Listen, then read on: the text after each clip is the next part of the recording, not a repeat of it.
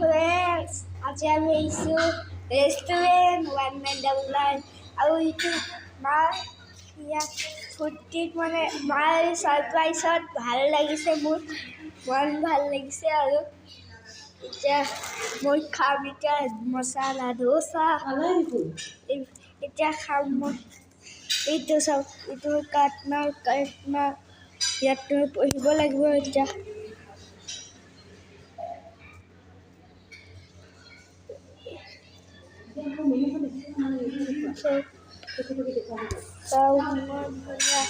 নজৰাখিনি এতিয়া মই পঢ়িম।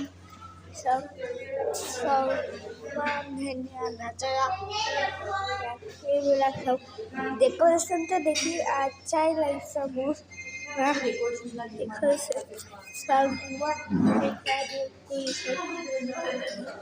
এইবিলাক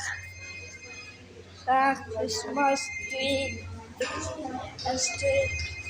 মানে